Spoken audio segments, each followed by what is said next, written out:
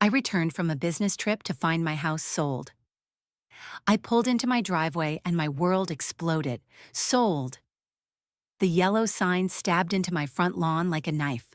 My house, the one I'd bled money for, sacrificed for, worked 60-hour weeks to keep, sold while I was gone. My belongings were dumped on the curb like garbage. 5 years of mortgage payments, 5 years of their emergencies, 5 years of being the family ATM, and this is how they repaid me. My sister's car sat in my driveway like she owned it.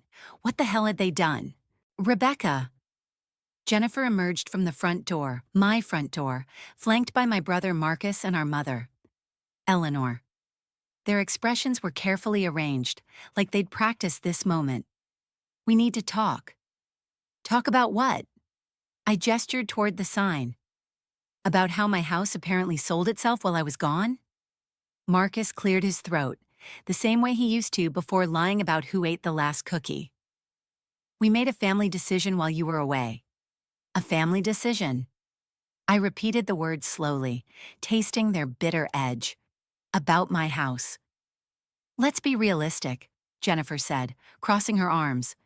You're never here anyway, always traveling for work, always putting your career before family. The house needed repairs, Eleanor added, her voice carrying that familiar tone of maternal disappointment. The foundation, the roof, we couldn't keep asking you to. Asking me to what? Pay for everything? The words came out sharper than I intended. Marcus stepped forward, and I noticed he'd gained weight. Stress eating, probably. Mom's name is still on the deed from when Dad passed. Legally, she can do whatever she wants. We sold to a lovely young couple, Jennifer continued as if this were normal dinner conversation. First-time homeowners, Maria Santos handled everything. You remember her from my nursing program? How much? I asked. The silence stretched between us like a chasm. How much did you sell it for? $445. Marcus muttered. 445,000. I did the math automatically. Forensic accounting habits die hard. When the market value is 520? We needed to price it to move, Jennifer said defensively. The buyers were pre-approved, cash down payment. Maria said, who gets the money? Another silence, longer this time. You'll understand when you have a family to worry about, sweetheart? Eleanor said finally. When you're older? I was 34 years old, standing there in my own driveway, listening to my family explain how they'd erased me from my own life. I couldn't help but think about receipts. Grandma Rose always said, keep your receipts, honey, when numbers don't lie like people do.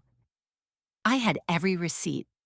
5 years of being their financial solution. Dad's death left us $73,000 in debt.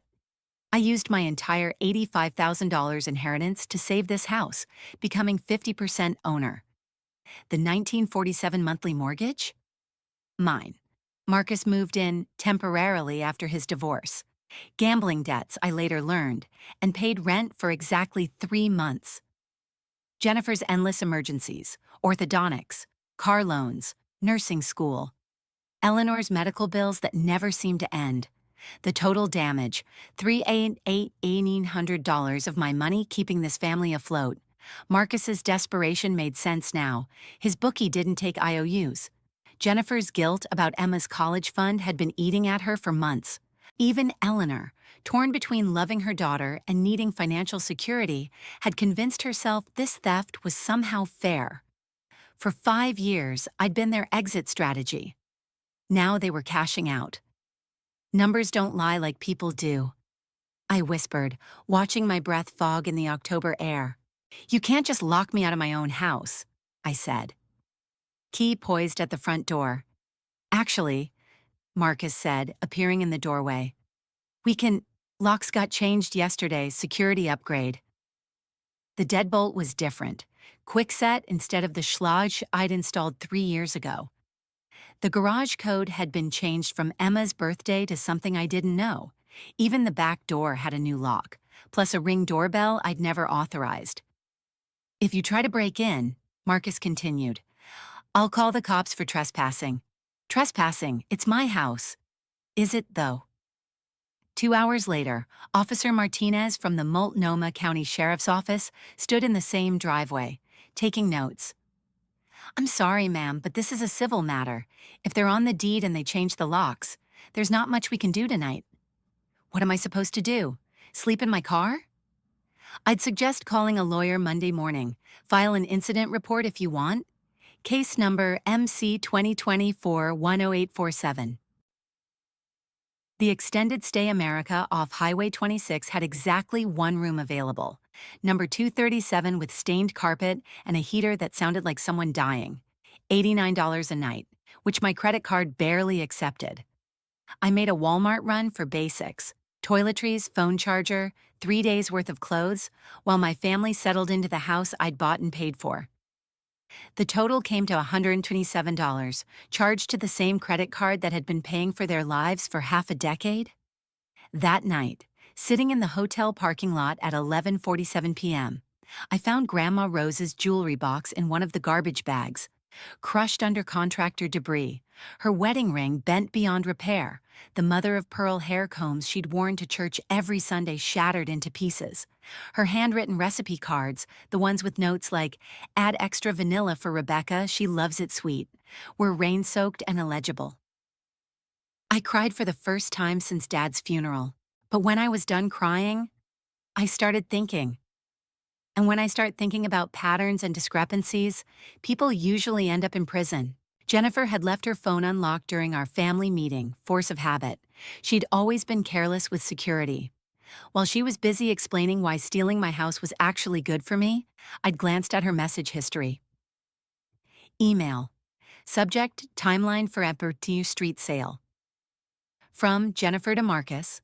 September 15th text. Once she leaves for Portland conference, we move fast. Maria says 10-day close possible if we price to move. They'd been planning this for 6 weeks. The Multnomah County Recorder's Office opened at 8 a.m. sharp. $25 for a title search revealed what I already knew. The property required 2 signatures for any sale. 50-50 ownership meant 50-50 decision-making. Only Eleanor's signature appeared on the recorded documents, notarized October 18th. There was no record of my signature, no power of attorney, no legal authorization for anyone to sign on my behalf. I called Pacific Northwest Title and Escrow from the recorder's office parking lot. Sarah Chen speaking. "This is Rebecca Walsh. I understand you're handling the sale of 2847 Maple Street?" A pause.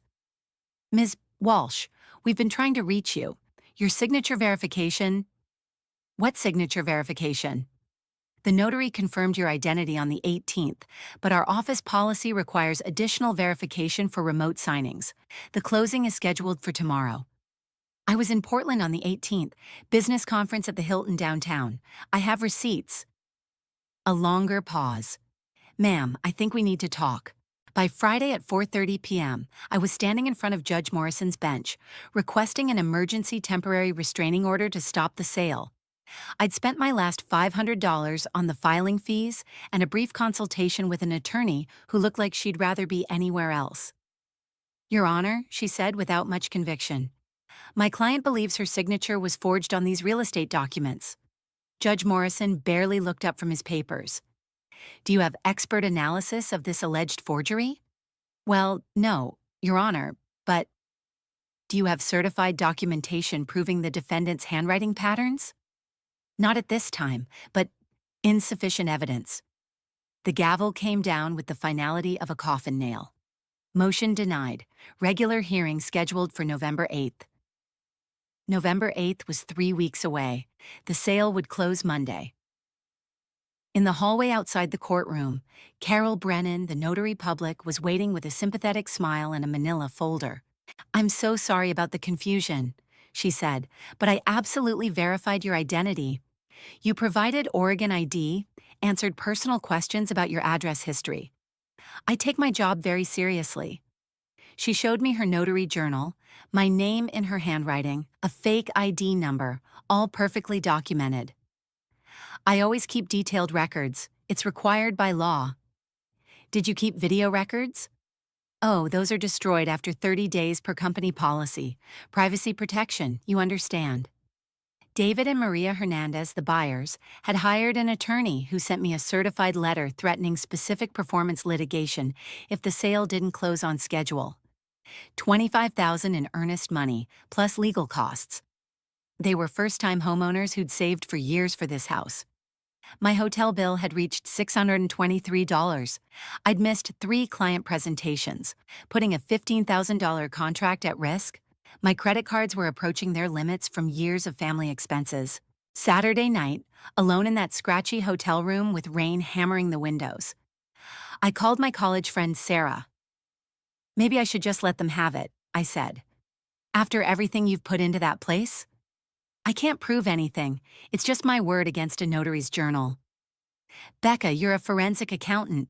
You catch people who think they're smarter than the system every day." "That's different. That's other people's money." "No," she said firmly. "That's patterns, that's documentation, and that's what you do." I sat there holding the phone, ready to surrender. Then I remembered something from my certification training. The absence of evidence isn't evidence of absence. Sometimes you just need to look in different places. Patricia Voss charged $1,500 for weekend emergency handwriting analysis, but she was worth every penny. American Board of Forensic Document Examiners certified, court qualified, and brutally thorough.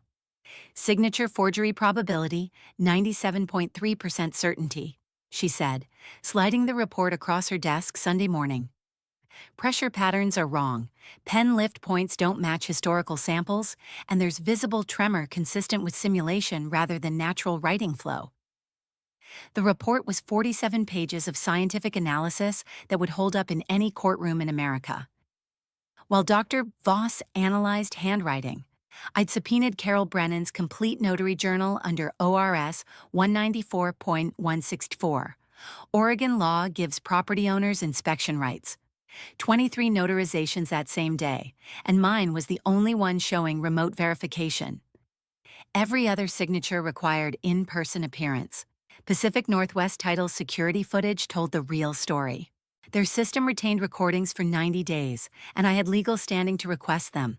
October 18, 2:27 p.m. Eleanor and Marcus arriving together. Marcus signing documents while Eleanor watched. No third person present. I was never there. The title insurance company opened a fraud investigation automatically, which triggered a 10-day extension on the closing. $50,000 in coverage for title defects meant they had more to lose than I did. I filed a LAS pendens, notice of pending litigation, with the Multnomah County Recorder for $25. It clouded the title and prevented the sale from completing until the fraud investigation concluded. Pacific Northwest Title responded by filing an interpleader action, depositing the $422,000 sale proceeds with the court pending resolution. Smart move on their part. Let the judge decide who gets the money while they stayed neutral. My evidence log looked like something from a federal investigation. 1. Forensic signature analysis. Dr. P. Voss, court certified. 2. Notary journal subpoena results. 23 entries comparison. 3. Security footage. Title office 10-1824-1427-1515. 4. Title insurance fraud claim. Policy TOS PN 2024-84729115. List pendants filing. Recorder's office stamp 10-2124-6. Interpleader court filing. Case CV 2024-TX0847 for 5 years. I'd been reactive, always responding to their crises, always cleaning up their messes. For the first time since Dad died, I was being proactive, and I was very, very good at it. Monday morning, 8:30 a.m. sharp. I walked up to my front door flanked by Sheriff's Deputy Torres and Rick's mobile locksmith. The temporary restraining order, the second one, the one backed by forensic evidence, was folded in my jacket pocket along with court-certified copies of everything. Marcus dropped his coffee mug when he saw us through the window. The sound of ceramic shattering on kitchen tile I'd paid to install, was music to my ears. All parties except Rebecca Walsh are hereby ordered to vacate the premises immediately. Deputy Torres read from the court order. Any violation constitutes contempt of court, punishable by arrest. The locksmith had my deadbolts changed in 12 minutes. My keys, my house, my rules. I arranged my evidence on the kitchen table like a prosecutor presenting a case. Laptop open to security footage, forensic report, 5 years of financial records, the paper trail that would destroy them. You can't just kick us out. Marcus's voice cracked. The gambling debt had been killing him. I could see it in his bloodshot eyes, the way his hands shook. We're family. Family doesn't forge signatures. My voice was ice. Criminals do. Jennifer stared at the laptop screen, watching herself plan my destruction. Her face was pale, and I could see the moment she realized what this meant for her nursing license. The buyers will sue us for everything. Emma's college fund? You should have thought about Emma before you stole from me.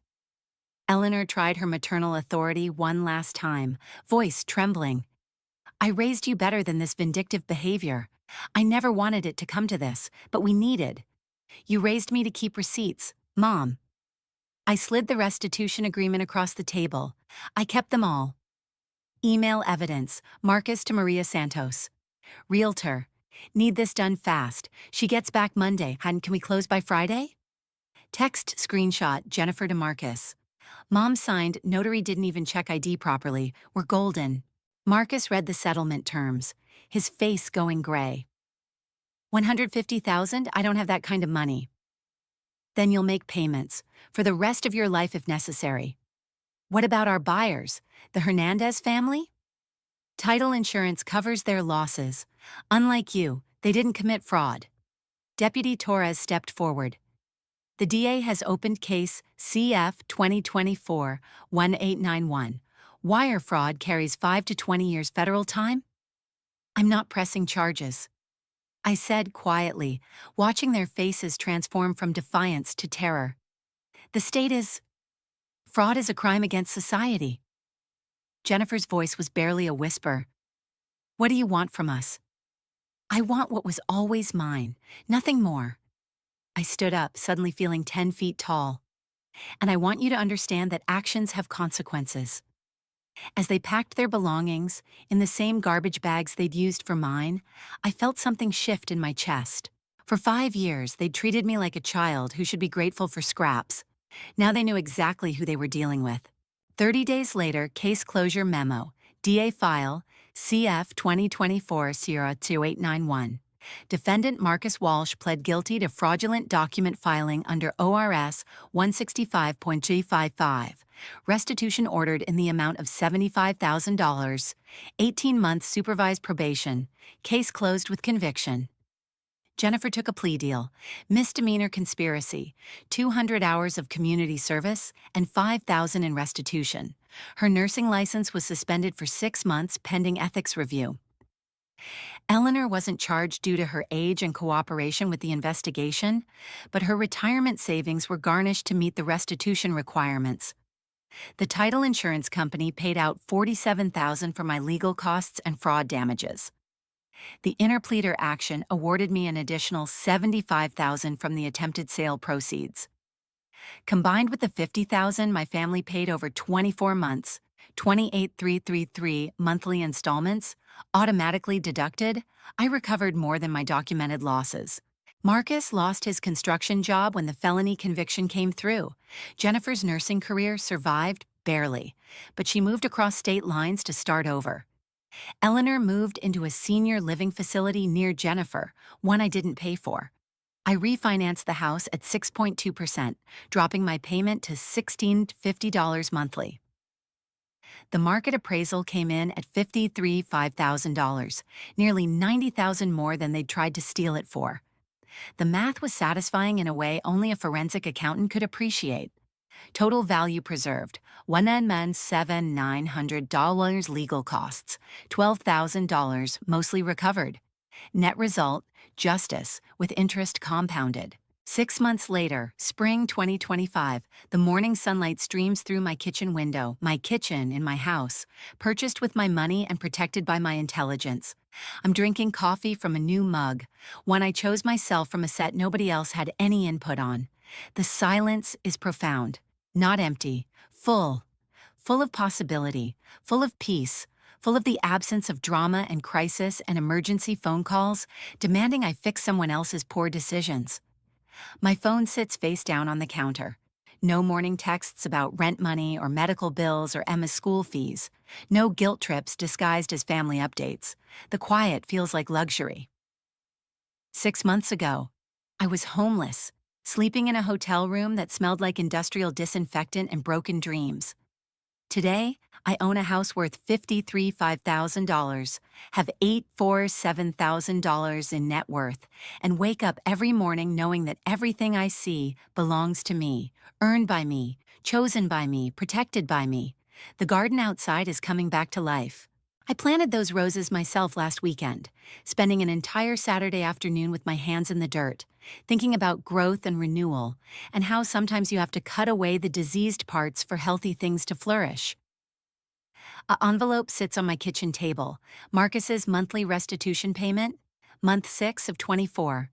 $2833, memo line reading Property Restitution, Rebecca Walsh. I deposited into my home improvement fund without ceremony.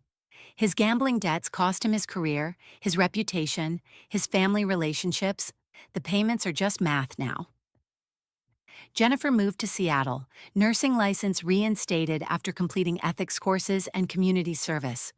She sends birthday cards, generic ones from the grocery store checkout line, with her new address, but no return to the intimacy we once shared. Emma starts college in the fall on academic scholarships, having learned that some money comes with too high a price. Eleanor is in assisted living now, her pride and her retirement savings both casualties of her choices. She writes letters sometimes, real letters, handwritten on flowered stationery that I read and file away. I never wanted it to end this way. She wrote last month, I just wanted everyone to be okay. I wrote back, everyone is okay. Mom, just not together. The receipts are still in labeled boxes in my home office, but they mean something different now. They're not just proof of payment, they're proof of pattern, proof of boundaries, proof that love without respect is just exploitation wearing a prettier mask. My phone buzzes. A text from Sarah Chen, the escrow officer who helped expose their fraud. We're dating now. She has integrity, which turned out to be surprisingly attractive in a world full of people who think family obligations override basic decency. Coffee later, I have news about the Portland job. I smile and type back, my kitchen or yours? 3 simple words that represent everything I fought for. Choice, agency, and the right to decide who gets access to my life and my space and my peace. Some people say you can't choose your family, Asa. They're wrong. You choose which family members get to stay in your life and which ones get escorted out by sheriff's deputies carrying court orders and forensic evidence. I chose peace, and after 34 years of chaos, peace finally chose me back. The coffee is perfect, the morning is quiet, the house is mine.